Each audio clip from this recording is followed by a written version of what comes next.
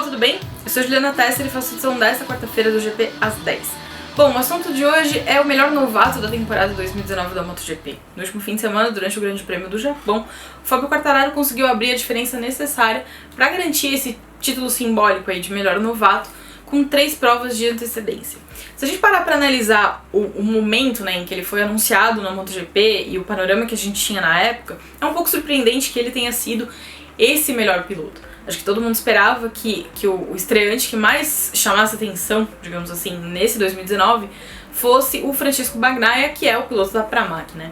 O Pecco foi anunciado aí com bastante antecedência, ele foi contratado direto pela Ducati, chegou como campeão da Moto2, então acho que as atenções estavam muito mais voltadas para ele. Talvez não tenha sido no GP às 10, mas certamente no Paddock GP. A gente já falou sobre o quanto a carreira do Fábio Quartararo acabou surpreendendo, né? Quando ele chegou ao Mundial de Moto3, ele veio com o rótulo de novo Marques, mas ele acabou não correspondendo a essa expectativa, nem na Moto3, e aí depois também na Moto2. Na Moto2 ele teve uma passagem ruim, mas não foi nada que fizesse jus, né, a esse rótulo de um novo Marques. Acho que todo mundo, pra atender a esse negócio de novo Marques, teria que ser uma coisa muito maior do que ele fez. Não é uma coisa que ateste contra ele, né? Acho que esse rótulo não é nem justo com ninguém. Ele não é o novo coisa nenhuma, ele é ele e acabou. Mas não fazia jus à expectativa que todo mundo tinha. Então quando ele foi anunciado na MotoGP, veio um pouco de, talvez, um pezinho atrás, assim, de todo mundo. Putz, por que ele? Como é que ele conseguiu essa vaga? Tem um empresário bom, não sei o que lá. Mas ele foi trabalhando quietinho na dele, e aí ao longo do ano ele foi crescendo mesmo, e especialmente depois das férias, né, que tem sido um ano e tanto, já são aí 6 pódios. Ele conquistou esse título de novato com uma diferença de pontos considerável, né, em relação ao Joan Mir, que é o segundo nessa disputa. Até aqui o Fábio somou 163 pontos, enquanto o Mir tem 66. Os outros novatos, né, o Pecco tem 37, tem o 15º lugar na tabela, e o Miguel Oliveira está em 16º com 33 pontos. Acho que entre os 4, a expectativa mesmo era que o Miguel fosse o último nessa disputa por uma questão de equipamento, né? Enquanto o Fábio tem Yamaha, o Pecco tem Ducati, o Joan Mir tem Suzuki, ele tá com a KTM, que não é a pior moto do grid, né, porque ele tem a Aprilia, que se empenha bastante em conseguir esse rótulo, mas é uma moto que ainda tem um déficit de performance considerável em relação às demais. Então acho que era meio que esperado que o Miguel ficasse na lanterna dessa disputa entre os novatos. Algumas coisas na performance do Fábio esse ano chamam atenção, né? Pra mim, acho que muito mais do que resultado, acho que o que me impressionou mesmo foi o fato dele não ter caído. Ele levou muito tempo pra sofrer o primeiro tombo dele na MotoGP, né? Não caiu na pré-temporada, não caiu nas primeiras corridas, foi uma coisa super... Acho que ele tomou mesmo o tempo dele, encarou as coisas com a suavidade necessária, com a tranquilidade necessária para poder fazer um caminho mais seguro, né, digamos assim. E aí nessa segunda metade da temporada que deslanchou mais, e aí já acumula 6 pódios, 2 vezes brigou pela vitória com o Marc Marques, né, em Misano ele liderou a corrida toda, e aí partiu o coração da gente quando ele foi batido na última volta. Depois teve na Tailândia, acho que na Tailândia partiu o coração, mas nem tanto, né, porque acho que tava todo mundo esperando, agora que o Fábio vai vencer, mas acho que todo mundo sabia que, valendo o título, o Max não ia se conformar em ser segundo no dia de ser campeão, né? Ele ia querer ser campeão vencendo, então acho que ali já era um pouco mais esperado. Quem sabe ele ainda consegue essa primeira vitória em 2019, mas se não conseguir, ela certamente vai chegar, né? Uma hora ela vai chegar. E ele já foi conquistando a Yamaha, né? Quando ele entrou, o anúncio foi feito de que ele teria uma moto do ano anterior. Depois eles mudaram para uma moto desse ano, mas com um déficit de potência.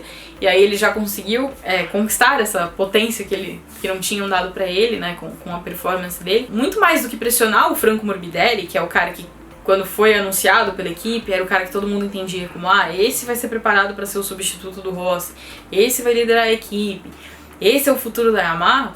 Acho que muito mais do que pressionar ele pressiona a Yamaha como um todo, né? A gente viu, a Yamaha obviamente não tá no melhor ano da história dela. Chama atenção que um cara da equipe satélite, o mais novo entre os pilotos, o menos experiente entre os pilotos, seja o cara que mais tá se destacando, né? Que tá brigando por pole, brigando por vitória. Como? Ninguém sabe. Acho que ele encaixou bem com essa moto, tá trabalhando bem com a equipe dele. E uma coisa que eu achei legal ele falando, muita gente fala, essa é uma pista favorável à Yamaha, essa é uma pista favorável à Honda, essa é uma pista favorável à Ducati. E aí ele falou nesse fim de semana, não quero saber disso. Então ele vai pensando assim, minha moto é boa em tudo que é lugar. E aí ele vai tentar fazer o dele. E ele tem conseguido fazer isso, né? Acho que não era uma pista, historicamente ali, o Japão não é uma pista exatamente favorável à Yamaha. As Yamaha foram bem nos treinos, e aí na corrida a coisa piorou consideravelmente, né? Não foi aquela, oh, que maravilha. Mas não foi uma corrida de todo ruim. O Fábio conseguiu um segundo lugar, conseguiu esse título de novato. E aí já tem muita gente falando, ah, por que não botar ele no lugar do Valentino Rossi e tudo mais. O Rossi não é o futuro da Yamaha, nenhum piloto de 40 anos é futuro de ninguém. Eu, Juliana, entendo que neste momento da vida da Yamaha, onde ela precisa acertar a moto, ela não pode depender de um novato. Tem o Viñales, mas o Viñales é aquele cara que ele testa a moto, fala que a moto tá ótima. Aí depois de 6 meses ele fala assim, essa moto é uma porcaria. Outro dia aí ele diz que ele não sabia largar com aquela moto. Então talvez não seja a opção mais prudente tirar o Valentino para colocar o Quartararo, especialmente nesse momento. Por mais que o Quartararo tenha conseguido uma boa performance, esteja andando na frente e tudo mais, ele conseguiria ganhar o título. Falando de equipamento, com o equipamento que a Yamaha está fornecendo, dá para ir lá e peitar o Marc Marquez? Digamos que o Quartararo fosse uma réplica do Marquez, mesma habilidade, mesmo talento, mesma capacidade, mesmo tudo, que dependesse única e exclusivamente da moto. A moto de hoje da Yamaha faria frente à Honda de hoje? Não, não faria. Então a Yamaha precisa de uma moto que possa oferecer isso para um piloto, porque aí o piloto vai lá e faz a diferença ele mesmo. Hoje ela não tem. Então daí a importância de ter um piloto mais experiente. O Quartararo pode contribuir? Pode. E aí acho que esse é o lance de ter 4 pilotos com moto do ano. Porque a Yamaha pode pegar a informação do Viñales, do Rossi, do Quartararo e do Morbidelli e aí juntar todo mundo pra desenvolver uma moto, né? Junto com a equipe de testes europeia e tudo mais. Talvez o melhor lugar pra ele mesmo seja onde ele tá agora, porque ele não tem ele não tem a pressão do resultado, né? Tudo que ele conseguiu agora, ele mesmo falou ontem que ele não esperava tanta coisa, que tá sendo muito melhor do que eles esperavam. Então acho que esse é um negócio legal, né? Tipo, mantém a expectativa baixa e surpreende todo mundo. Se ele não tinha um alvo tão grande, se ele não tem a pressão por um resultado tão grande, então fica mais fácil dele se desenvolver. Se ele for pro time de fábrica, todo mundo vai esperar que ele vença. Todo mundo vai esperar que ele esteja na frente, que ele esteja brigando por pole, que ele esteja brigando por pódio.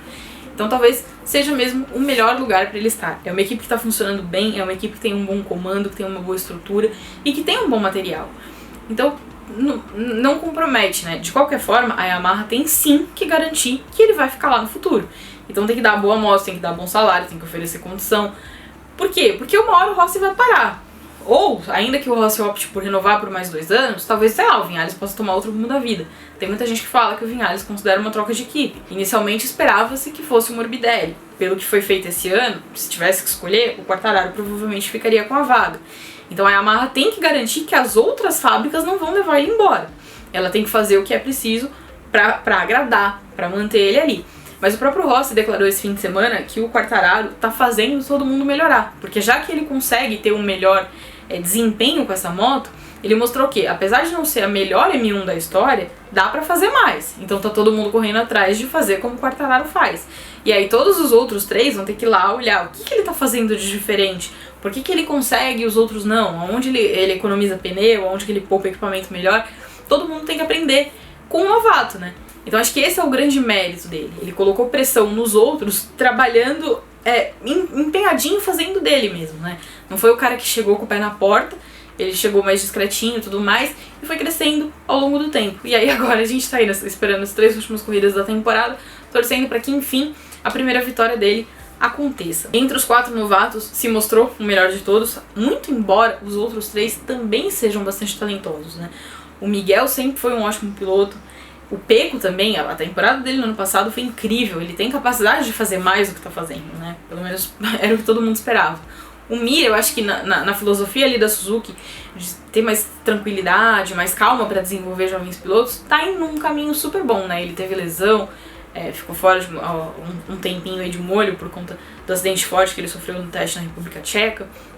Então precisou um pouco mais de tempo. Mas os 4 novatos, como vem acontecendo já nos últimos anos, né? Todo mundo que tem subido de categoria, raras exceções, acho que o Sam Lowes é a que mais chama atenção nos últimos momentos, mas a maioria dos pilotos que estão subindo estão mostrando que essa escadinha da MotoGP funciona muito bem, né? É sempre empolgante a gente ver que o talento que chega tem capacidade pra assumir o barco ali e continuar tocando da maneira que é feito antes. O Quartararo foi sim uma surpresa nesse ano, porque pelo que a gente conhecia dele no Mundial de Moto Velocidade, pelo currículo que ele tinha no Mundial de Moto Velocidade, acho que ninguém esperava uma temporada como essa.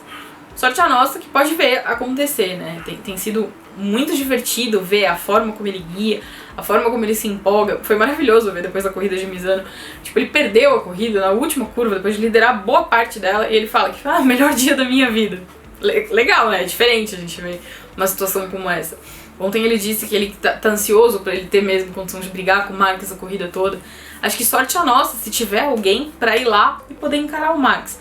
Hoje ele ainda precisa do equipamento mais afiadinho pra poder fazer isso. Mas com a Yamaha, com a capacidade que tem, uma hora isso vai chegar. Tomara que não demore. Bom, por hoje é isso, a gente se vê numa próxima. Valeu!